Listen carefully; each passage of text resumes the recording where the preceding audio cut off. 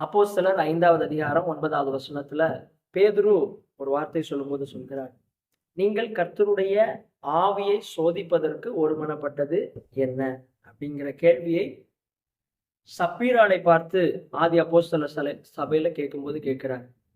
பல நேரங்கள்ல கர்த்தருடைய ஆவியை சோதிப்பதற்கு நாம் ஒருமனப்பட்டு விடுகிறோம்.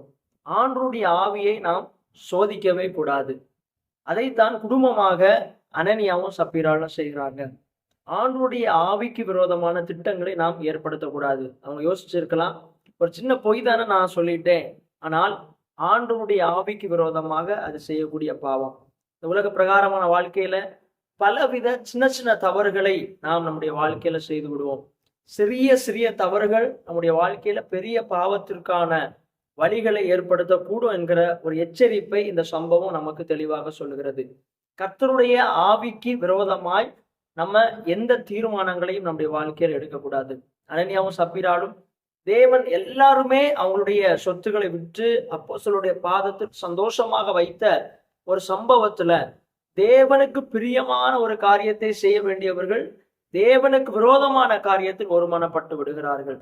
நாம் தேவனுக்கு பிரியமான காரியங்கள்ல எப்பவுமே ஒருமனப்படணுமே தவிர நம்முடைய ஒருமனம் தேவனுக்கு விரோதமாக காணப்படக்கூடாது. அப்படி நாம் தேவனுக்கு விரோதமாக காரியங்கள்ல ஒருமனப்படுகிறோம் என்றால் அது நாம் பரிசுத்த ஆவியானவருக்கு விரோதமான காரியங்கள்ல நாம் ஈடுபடுகிறோம்.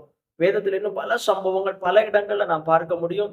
எல்லா இடங்கள்லையும் ஒரு காரியத்தை நாம் தேவனுக்கு விரோதமாக செய்கிறோம் என்றால் அது பரிசுத்த ஆவியானவருக்கு விரோதமாக ஏற்படுத்தப்படுகிறது.